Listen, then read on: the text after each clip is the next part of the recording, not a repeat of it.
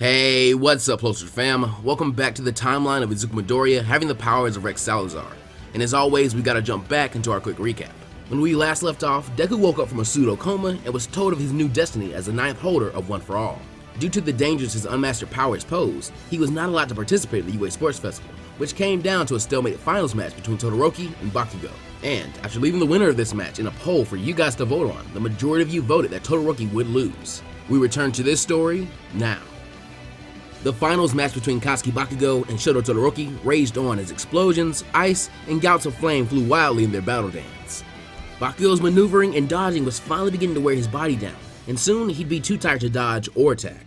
Likewise, while switching between ice and flame was keeping his temperature more regulated than usual, quirks had a physical limit and stamina cost to their use, like any other physical ability, and as such, having to push himself to switch between elements with so little practice and at such speed to keep Bakugo out of his bubble had also taken a toll on Todoroki's mana gauge. And so, both come to the conclusion that they have to end the match with their next move or else they'd lose. Predictably, Bakugo turns his palms to the ground and blows himself forward at a high speed, and he does so with a plan.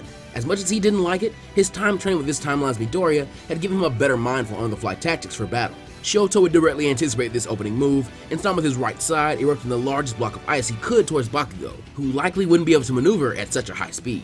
Instead, Bakugo would place both palms in front of him and roar as he unleashes a large explosion that is enough to destroy the block of ice. This also pushes Todoroki back with a shockwave, as black soot and mist from the hot air cloud the arena, making it very hard for even Todoroki to see. But on instinct, he's able to make an ice block behind him that keeps him in bounds. Smartly, he'd ignited his left side, which would illuminate a short distance around him to see if Bakugo was planning to blindside him.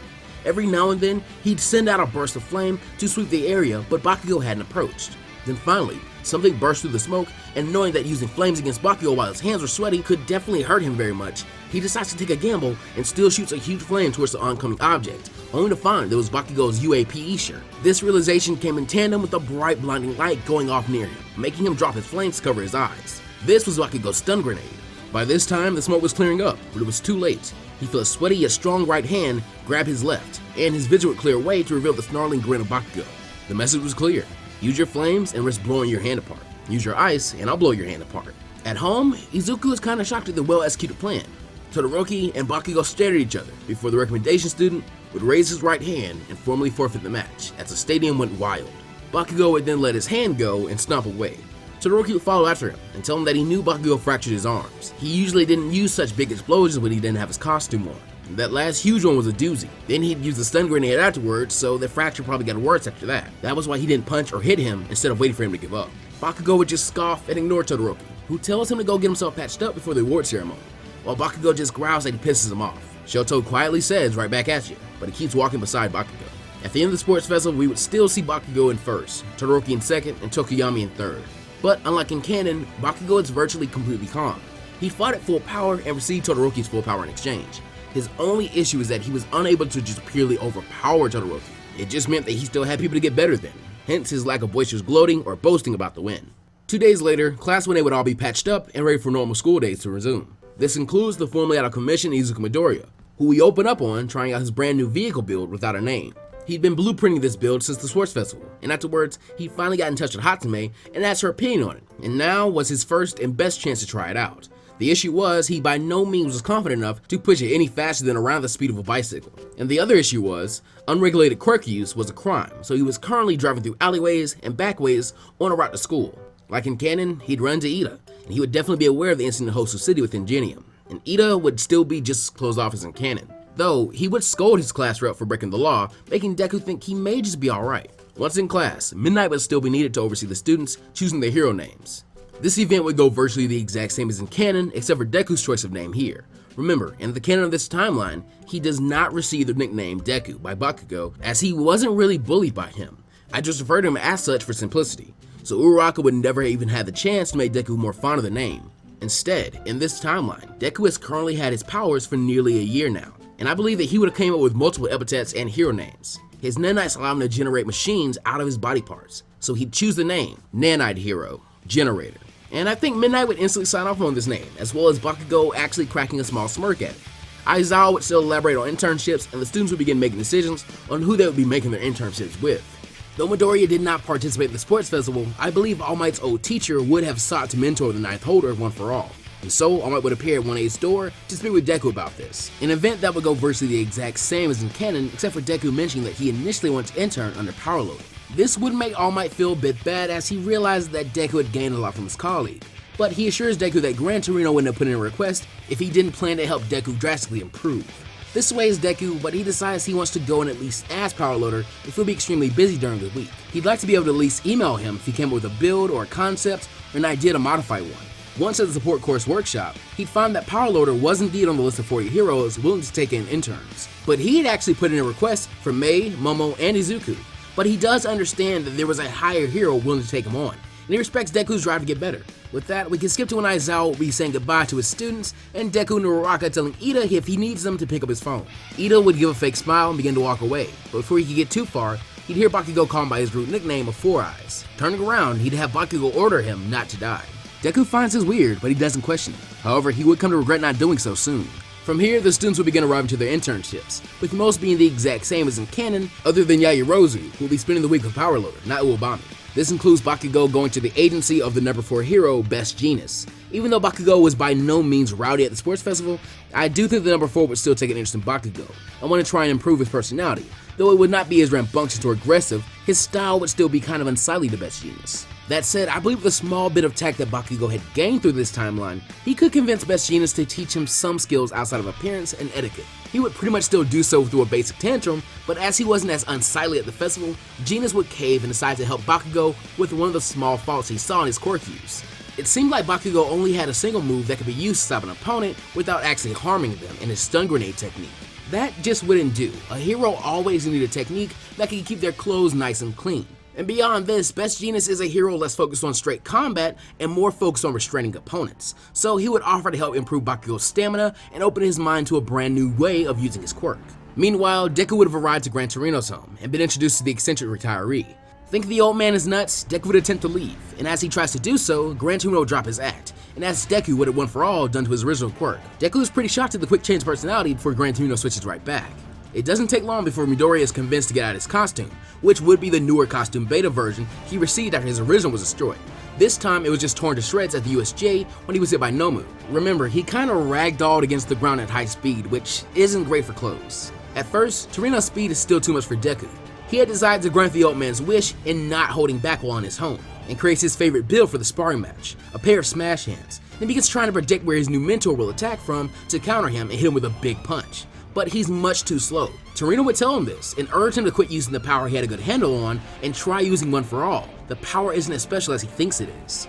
After being hit a few more times, Deku secretly takes his advice and would take a swipe at Torino only for it to be dodged. But in the next instant, Deku would activate One For All and attempt to control the 5% his body could handle, focusing it inside his arms. This actually creates enough energy that both his smash hands were actually broken and it sends his mechanical fist flying towards the old man. Panicking and thinking that he's gone too far, Deku loses focus and loses the One For All energy in his arms, only for Gran Torino to dodge both the mechanical fists that had been launched at him and let them sail past him, planting themselves in the wall behind him, as he kicked and planted his foot in Deku's face and Deku's back on the ground. Torino would compliment Generator's ingenuity, but he's much too slow still. He'd elaborate and try and push Deku's thoughts towards the place he wants them to go. He mentions that he heard at the USJ, Deku used 2 different builds at the same time to fight a creature that was nearly All Might's level without One For All. But the issue with his big powerful builds was that they were very unsuited to take on small, nimble opponents who were also powerful as well. There was absolutely no way that he could succeed All Might if he could only be effective against one type of enemy. If he didn't change how he thought of and use One For All and remove those shackles, then they need to find a 10th holder fast. This gets Deku thinking as Torino leaves him alone to go and buy dinner. Looking around the room, Deku realizes the mess they'd made of it and does his best to fix what he can, like using technopathy to fix the microwave and sweeping up dirt and debris, and all the while thinking about what was said. The issue with agile enemies was completely true. Even during his training with Bakugo, this had been an issue. Granted, training together had only improved Bakugo's maneuvering, making him a near master at mid-air movement with explosions, and Gran Torino himself was a pro capable of training All Might, so it wasn't like he was losing to just random off-the-street criminals. And while with Bakugo, Deku had come to get better and better at countering him, Gran Torino had just shown he wasn't that good. And now, thinking back, he'd never actually beaten Bakugo in one of their spars, because of his lack of speed with his builds, both switching speed and their clunkiness. This meant he had a huge flaw.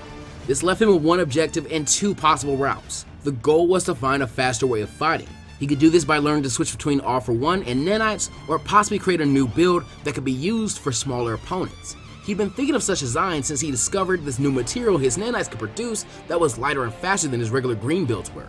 Remember, this is actually a problem that Rex and Cannon actually faced. His fastest and most agile build was the BFS before he unlocked the Omega 1 builds. And keep in mind, Deku has only had around a year of experience with builds, while Rex had nearly a decade at the very least. Way more time than Deku had. That said, I believe that initially Deku would attempt to learn better control over One For All and develop more surprise switches between One For All and nanites, like what he had just used against Gran Torino, and he decides to do this that night. Like in canon, his training exercise is jumping like Mega Man X. He summons the Skull Stompers on his legs and does his best to summon the 5% of One For All that he could control to his arms. While clumsy and unrefined, I think he would actually be able to do it in this timeline, maybe after 2 or 3 tries. Remember, focusing in an ability to a single part of the body would be pretty natural to him at this point, likely being a similar process deciding which build he wants to make and what body part to put it on. Just kind of the same synopsis firing when he wants to say, okay, now I want to put the smash hands on my hands, now I want to put the skull stompers on my feet, so on and so forth. This would mean that he's actually finding a way to use both his powers at once, just independently of each other. But until he becomes more efficient at using One For All without injury, then using builds and One For All at the same time just isn't that viable. But he has to admit, the idea of enhancing his speed while using smash hands or living smashes while using the skull stompers was very enticing, the closest he could think of to getting towards who All Might would be. The next day, Gran Torino and he would get back to work with more sparring, and Deku, though tired, shows some major improvement, already channeling One For All into his legs and nearly swatting Torino out of the air with the smash hands, only for him to just barely graze him and still be knocked back into a wall. Impressed, Gran Torino would really compliment the idea, but it was still unsuited for an opponent like him. For now though, they'd take a bite to eat as a package arrives for Gran Torino. He'd happily open his new microwave, only for Deku to mention that he used his powers to fix the original one and subsequently get chewed out by the old man for letting him waste his money. After this, Deku would still make their lunch into the old microwave but with a massive plate, would have the epiphany of using One For All on his entire body. But it wouldn't come out in the exact same way, and here it's kind of understandable about why he would not have thought about using One For All like this for a very long time. For one, he's only had the power for a few weeks, and for another, the last time he let a quirk run through his entire body, he became a giant monster, and it took the power of All Might to stop him. This would likely become a huge mental barrier for him, and probably make it very hard for him to even switch between builds since he'd always be afraid of that in the back of his mind. That latent fear that he could just lose it at any time and become a danger to the public would always hold him back. That is, until he learned how to control an awesome power like nanites. And remember, One For All and nanites could still be accessed as totally different quirks of each other, meaning full body use was possible. It was also the key to unlocking a whole lot of other abilities, like the dual use of One For All and nanites over his entire body, the dual use of separate builds, or maybe full body builds. Compared to the issue of turning into a giant robot monster, One For All was a much safer quirk to practice with, and so One For All full cowling and full variations of it are born, and begin being trained with in sparring matches with Gran Torino. Meanwhile in Hosu City, Tenya Ida continues patrolling with normal hero Manuel, while looking for the perpetrator of his brother's attack, Hero Killer Stain, who is currently meeting with the League of Villains after Tomo Shigaraki would try to recruit him. Though here, Kurogiri is much more injured when transporting Stain to the hideout. Remember, Bakugo injured him at the USJ. I think he'd be in the condition to transport Stain, but he's in no shape to fight, while Shigaraki isn't really injured at all. If this were to happen, I believe in their initial scuffle, Shigaraki would still pretty much be overpowered, but drag the fight out a lot more and get damaged a lot further by Stain, who comes to respect Shigaraki a bit as he does land a hit on him, getting a bit of his skin to crackle. Stain would agree to join up, but for now he has to be returned to Hosu as he is not done with his work yet.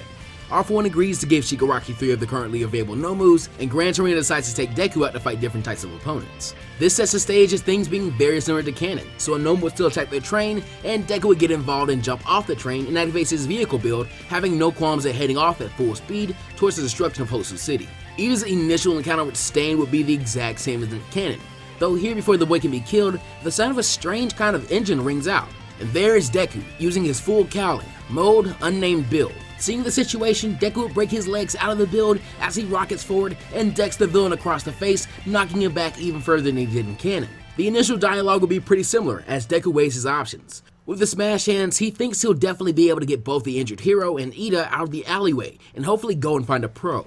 But as precaution, he still sends out a mysterious group text with his location. A group text is Todoroki, who is also in Hosu City because Endeavor was in Hosu City, sees, but nearly ignores as he does not know Deku as well in this timeline. That is, until he would see Bakugo responding to this message angrily multiple times, only for Deku to not respond. That warrants an investigation. After sending his text, Deku does the best he can with charging up more nanites and activates the smash hands. This puts him in full cowling, mode smash. With his massive mechanical hand, he easily scoops up Ida before lunging to grab the other hero, but surprising him with both speed and power, Stain intercepts him and slashes at his build, putting a huge gash in his mechanical arm. The hero killer then expertly transitions this attack into a mid-air dropkick that sent Deku skidding back. After which, Stain is able to damage the Smash Hand. In a cannon fight with his mentor, Agent 6, Rex's Smash Hand was actually damaged by 6's blade. This is significant because we know two things. Number one, 6 was actually holding back in this fight, making Rex think that he would actually kill him when he was not really going for it. And the other thing, because of the scaling of My Hero Academia, we know for a fact that Stain is definitely stronger and a lot faster than Agent 6. The shock from being countered so easily actually makes Deku drop Ida, as he hadn't been expecting this. Before he can retaliate, a throwing knife is thrown right where his face is, and full cowling is the only thing that gives him the speed to dodge to the left just in time, getting his cheek cut. Looking back to Stain, he realizes that he is already on top of him, with his tongue ready to take in the fresh blood he just spilt. Refusing to give up, Deku breaks his arms out of his build and uses them to stiff arm Stain and stop his momentum. He then grabs onto Stain's scarf and slams his forehead into the hero killer, hoping to stun him. The opposite of what he expected, Stain grins maniacally as both of them had split the skin above their eyes and began to bleed profusely. At this range, Deku cannot stop him, and Stain licks up his blood, and like a rag doll, the Nanite hero falls paralyzed. Praising him as a real hero, Stain decides to spare him and begins moving towards Native to end his life first. But then a gout of flame impedes his progress, and he has to avoid it as Todoroki arrives. Deku gives his hypothesis about Stain's quirk, which the villain rewards by confirming that the time limit is based off blood type. Meanwhile, Best Genius argues with Bakugo about going to Hosu. Finally, he caves in and decides that the two of them and a few members of his agency would rush over there and provide help to the heroes. Back in Hosu, Todoroki defends the group solo until Deku's time limit is up. He would still have his dialogue with Ida, though unlike in canon, Stain has been much more impressed with Deku, to the point he is gunning for Todoroki much more aggressively. His trick with throwing his sword up to let Todoroki hear is replaced with a sword being thrown and followed by a thrust of one of his knives towards the boy's gut. Seeing this, the world slows down for Generator. With adrenaline high and his urge to protect someone roaring in his body, he would naturally rely on his initial quirk more than his secondary one.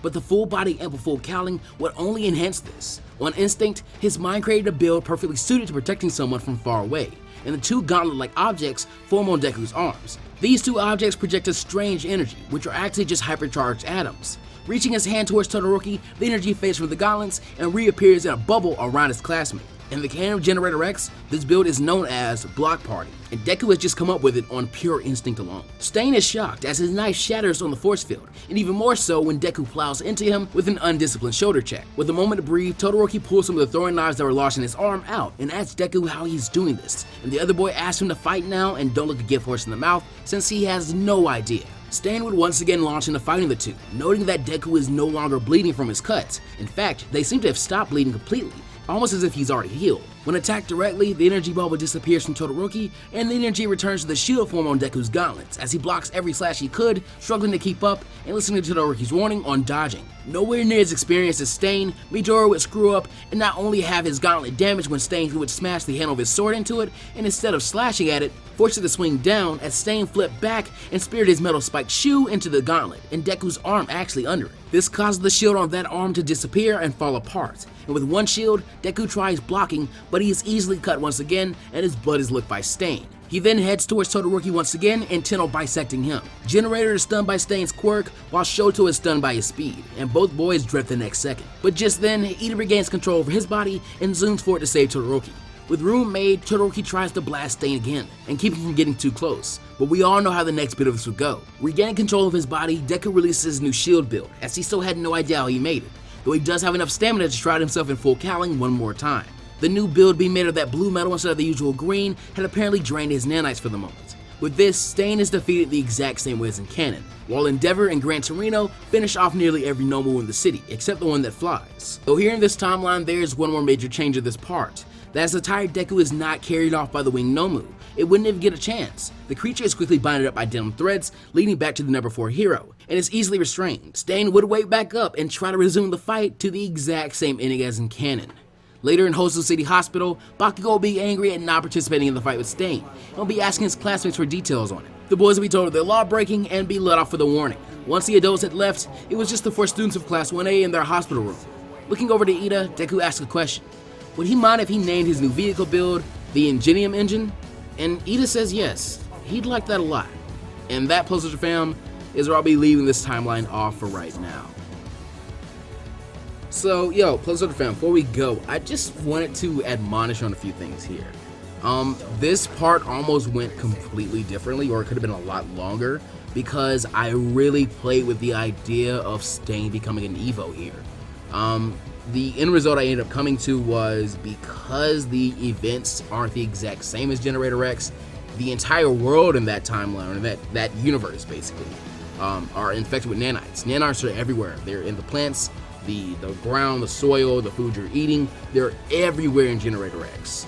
In this scenario, in this timeline, they are only within Deku. They are only in his body. So the real issue had to become, okay, if they come out of Deku's body in his blood, and Stain's ingesting that blood, the number one thing is Stain likely wouldn't be able to have the nanites kind of go inside his own blood unless he had an open sore or something in his mouth. That's kind of how that whole blood thing works. You can ingest snake venom if you don't have any cuts in your mouth or anywhere where the venom could actually enter your bloodstream. If it doesn't, basically it just goes into your stomach and kind of gets worked out and then peed out or pooped out, and that's just how the toxins get rid of. So the real issue here was, okay, well, Stain gets punched in the mouth by Deku. Stain gets headbutted by Deku. So Deku's blood definitely has a chance to get inside of Stain's bloodstream. So my question then became, okay, well, I've also introduced nanites as a quirk that is Deku's own quirk. That means that nanites shouldn't want to go inside somebody else and multiply. They're not something that are meant to help, aid, harm, or whatever anybody else's body. They are kind of being created only by Deku's body. So it didn't really make a lot of sense under the kind of rules I had set. Beyond that, it was an idea I came up with way later. If I had thought of it earlier, and I had commissioned the art for it, I definitely would have done it, because I can think of a few cool ways that Stain could be a Evo. Like maybe he grows multiple arms that allow him to wield his sword and his knife at the same time. Like maybe he has one growing straight out of his back that wields the katana, while he has like two under his arms that are wielding his knives that are kind of set there. That would have been a really cool thing for Stain to do as an Evo. I just didn't come to that conclusion soon enough, I guess. And when I did, I just ended up kind of talking myself out of it because it didn't make sense to the rules I had set already. But the consequence is, not enough in this part really changes significantly. And while I don't hate scenarios that do that because they're more realistic, they do get kind of boring. So let's just say in the alternate timeline, or the alternate timeline here, if I just woke up on the different side of the bed, or different side of the bed, whatever you want to say, and decided, yeah, I'm going to do Evo Stain, the end result would have still been really, really similar, unless I did Giant Monster Stain that, the whole city sees, and they're like wondering, like, what was this thing? Was this another Nomu? Yada yada. There could have been a lot of cool things with that. I decided against it. But may I also say, this is also a big reason why I don't love what if Deku had the powers of scenarios, because when you really get down to it, if you give Deku a power at all, things are going to be really, really simple. You have to make character changes in My Hero Academia to make real lasting impacts, I think, in my opinion at least. If you end up in a scenario where he still has basically the same abilities going into a situation, things won't change much. And I couldn't think of really letting him go much further without full cowling, because it's just such a simple concept, and he's been using his build for a long time, so he knows that quirks are kind of a part of your body. They're not something to be turned on and turned off like that, yada yada. So I mean, it was all there basically. But I'll also say there were a few drafts of this story. Like there was a part of this story where Bakugo actually shows up and fights Stain along with Todoroki, Deku, and Ida. But I kind of decided against that, because like, oh, he has to come from Tokyo to Hosu City. That's probably a long flight or drive or whatever. He's probably not gonna get there in time. So it was a bunch of stuff that I just ended up thinking and taking out and stuff like that. Sometimes with writing a what if, you have to decide, all right, do I want to do something logical versus making something cool that just blows up, and that. And I kind of went with the logical side on this one, but I'm always gonna acknowledge that I could do something cooler or something more off the walls and stuff like that. I just don't always think that's good for a narrative. But that's the end of Plus Ultra Ramble time, so let's move on to the shilling part of the video. Be sure to go and follow me on Twitter and Instagram. I believe that Twitter followers saw the thumbnail for this part like 3 days earlier than YouTube onlys, so you're playing yourself by not following on Twitter. Plus, I'm really close to 1,000 followers, so please. I also have an Instagram, and I would absolutely love for you guys to tag me in any fan art on either platform. I really do love seeing fan art from you guys. Huge, major shout out to those who get the lights on for the channel, the patrons. In Hero Tier, Lone Quaid, Zara Returns, Treb, and Stefan Consfront. In Shinobi tier, Pizza15X. In Z Warrior tier, Shannon Roberts. In Beyond tier, Knuckles OX, Don, and Robert Smith. And in Plus Ultra tier, DJ the Lazy Gamer. Not much else to say. I love you and thank you for your support. And you can join them by supporting Plus Ultraman on Patreon. And finally, be sure to take care of yourselves and always, always, always go beyond Plus Ultra. See you guys next time.